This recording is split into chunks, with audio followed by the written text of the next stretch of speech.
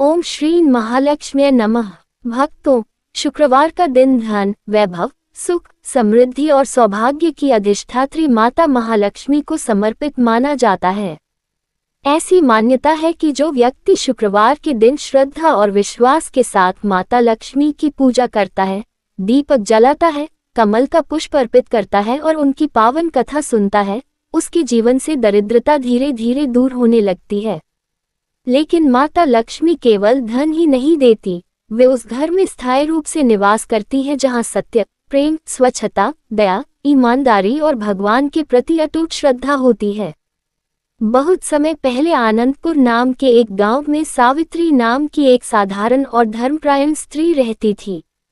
उसका परिवार आर्थिक कठिनाइयों से गुजर रहा था। घर छोटा था, आय बहुत कम थी और कई बार 2 समय का भोजन जुटाना भी कठिन हो जाता था। फिर भी सावित्री ने कभी भगवान पर से विश्वास नहीं खोया। वह हर शुक्रवार प्रातःकाल उठकर पूरे घर की सफाई करती, आंगन में सुंदर रंगोली बनाती, दीपक जलाती और माता महालक्ष्मी के चरणों में हाथ जोड़कर कहती, हे माँ, मुझे केवल धन नहीं चाहिए, मेरे घर में प्रेम, संतोष और धर्म का प्रकाश बनाए रखिए। एक शुक्रवार की सुबह जब सावित्री पूजा समाप्त कर रही थी, तभी उसके घर के बाहर एक वृद्धा आई। उनके वस्त्र साधारण थे और वे बहुत थकी हुई लग रही थी। उन्होंने विनम्र स्वर में कहा, बेटी, कई दिनों से भूखी हूँ, यदि थोड़ा सा भोजन मिल जाए तो बड़ी कृपा होगी। सावित्री के घर में उस दिन केवल थोड़ा सा भोजन था, जो उसने अपने बच्चों के लिए बनाया था। एक क्षण के लिए उसका मन डगमगाया, लेकिन अगले ही पल उसने सोचा, यदि माँ लक्ष्मी ने यह अवसर दिया है, तो सेवा से पीछे नहीं हटना चाहिए। उसने पूरे प्रेम और सम्मान के साथ वह भोजन वृद्धा को परोस दिया। वृद्धा ने भोजन किया, मुस्कुराई और आशीर्वाद देते हुए बोली, बेटी, जहाँ दया, सेवा और संतोष होता है, वहाँ माँ लक्ष्मी स्वयं निवास करती हैं। तुम्हारे घर की खुशियाँ अब दूर नहीं।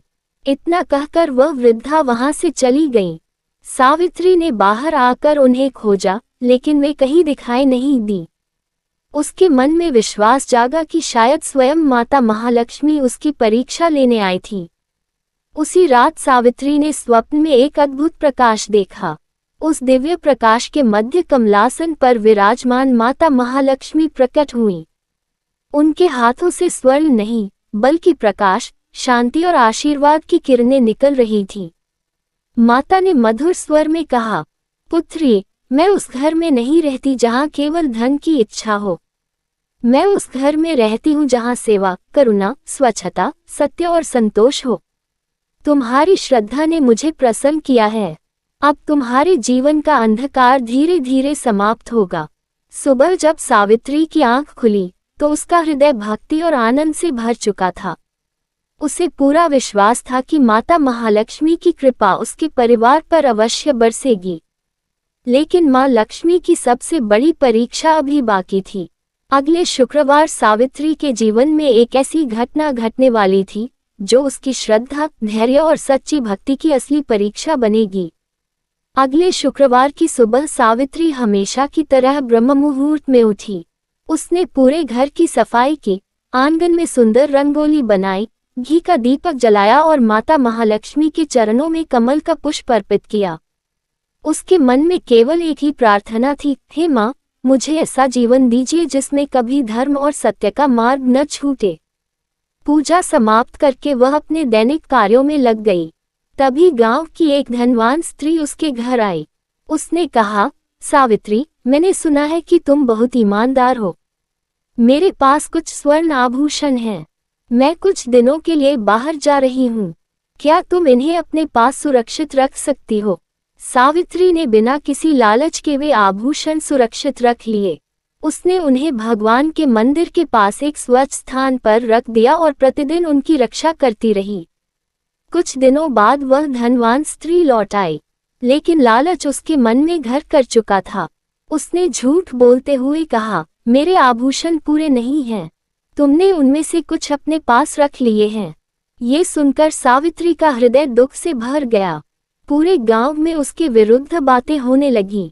लोग कहने लगे कि जो स्त्री इतनी पूजा करती है, वही चोरी कैसे कर सकती है? सावित्री की आंखों में आंसू आ गए, लेकिन उसने किसी से झगड़ा नहीं किया। उसने केवल माता महालक्ष्मी के सामने दीपक जलाया और कहा, हे माँ, यदि मैं निर्दोष हूं तो मेरी लाज आपकी है। मुझे किसी मनुष्य से नहीं, केवल आपकी न्यायपूर्ण कृपा पर विश्वास है। उस रात एक अद्भुत घटना घटी। जिस धनवान स्त्री ने झूठा आरोप लगाया था, उसे स्वप्न में माता महालक्ष्मी के दिव्य दर्शन हुए। माता कमलासन पर विराजमान थी और उनके मुख से दिव्य प्रकाश निकल रहा था। माता ने गंभीर स्वर में कहा, जिस भक्त पर तुमने झूठा आरोप लगाया है, वह मेरी सच्ची पुत्री है। उसने कभी किसी का अधिकार नहीं छीना। यदि तुमने प्रातःकाल पूरे गांव के सामने सत्य स्वीकार नहीं किया, तो तुम्हारा अहंकार ही तुम्हारे दुख का कारण बनेगा। स्वप्न से जागते ही वह स्त्री भय और पश्चाताप से भर गई। अगली सुबह उसने पूरे गांव को इकट्ठा किया और रोते हुए बोली, मुझसे बहुत बड़ी भूल हो गई। सावित्री निर्दोष है। मैंने लालच और अहंकार में आकर उस पर झूठा आरोप लगाया था। कृपया मुझे क्षमा कर दीजिए। पूरा गांव स्तब्ध रह गया। सभी लोग सावित्री के चरणों में झुक गए और उससे क्षमा मांगने लगे। लेकिन सावित्री ने मुस्कुराकर कहा, जिस घर में क्षमा नहीं होती, वहां मां लक्ष्मी भी अधिक समय तक नहीं ठहरती। मैं किसी से क्रोधित नहीं हूं। हम सबको अपने भीतर के लालच और अहंकार को त्यागना चाहिए। उसकी बात सुनकर पूरे गांव की आंखें नम हो गईं। लोगों ने उसी दिन संकल्प लिया कि वे हर शुक्रवार घर की स्वच्छता रखेंगे, गरीबों की सहायता करेंगे और माता महालक्ष्मी की पूजा केवल धन के लिए नहीं, बल्कि सद्गुणों के लिए भी करेंगे। उसी क्षण ऐसा लगा जैसे पूरे गांव में एक नई सकारात्मक ऊर्जा फैल गई हो। लेकिन माता महालक्ष्मी की सबसे बड़ी कृपा और इस कथा का सबसे भावपूर्ण अंत अभी शेष था। अगले शुक्रवार की सुबह पूरे गांव का वातावरण बदल चुका था। जिन लोगों ने कभी सावित्री पर संदेह किया था, वही अब उसका सम्मान करने लगे थे। लेकिन सावित्री के मन में न अभिमान था और न ही किसी के प्रति क्रोध।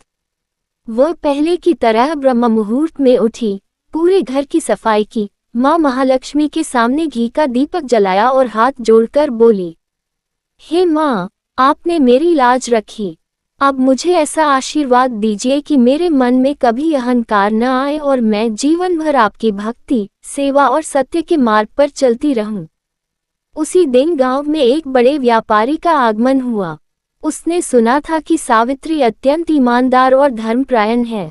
व्यापारी ने कहा, मुझे अपने व्यापार के लिए ऐसे व्यक्ति की आवश्यकता है जिस पर आंख बंद करके विश्वास किया जा सके। यदि तुम्हारा परिवार मेरे साथ काम करेगा, तो मैं तुम्हें उचित सम्मान और आजीविका दूंगा। सावित्री और उसके पति ने परिश्रम और ईमानदारी से काम करना शुरू किया। धीरे धीरे उनका जीवन बदलने लगा। घर में अन्न की कभी कमी नहीं रही, बच्चों की शिक्षा अच्छी होने लगी और परिवार में सुख शांति का वास हो गया। एक रात फिर माता महालक्ष्मी ने सावित्री को स्वप्न में दर्शन दिए। चारों ओर दिव्य प्रकाश फैला हुआ था। मां कमलासन पर विराजमान थी और उनके हाथों से स्वर्ण नहीं, बल्कि आशीर्वाद, संतोष और शांति की किरणें निकल रही थीं। माता ने मुस्कुराकर कहा, पुत्री, लोग मुझे केवल धन की देवी मानते हैं, लेकिन मेरा वास्तविक निवास उस घर में होता है जहां स्वच्छता, सत्य, दया, सेवा, ईमानदारी, संतोष और भगवान का स्मरण होता है। धन तो समय के साथ आता जाता रहता है, लेकिन अच्छे संस्कार और सच्ची भक्ति जीवन भर साथ रहते हैं। सावित्री ने हाथ जोड़कर कहा, हे मां, मुझे इतना ही आशीर्वाद दीजिए कि मैं कभी किसी भूखे को खाली हाथ न लौटाऊं, कभी किसी का अधिकार न छीनूं और हमेशा धर्म का पालन करूं।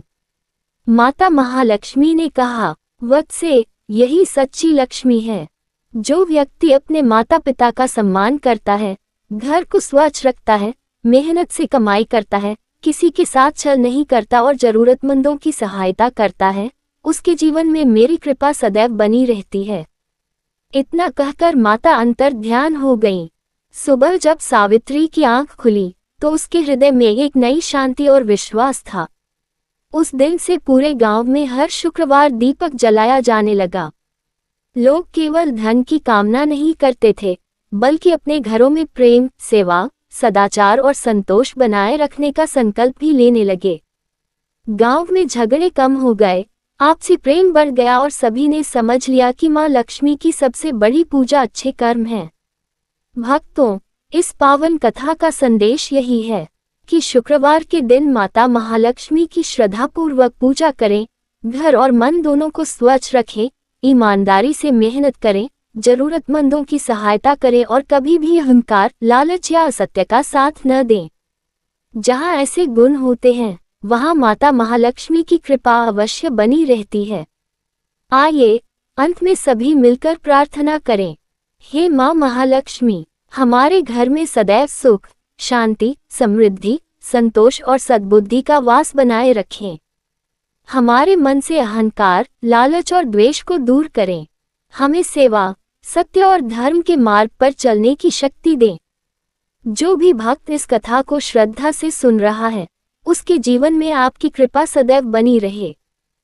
ओम श्री महालक्ष्म्यै नमः। जय मां महालक्ष्मी। लक्ष्मी माता की जय।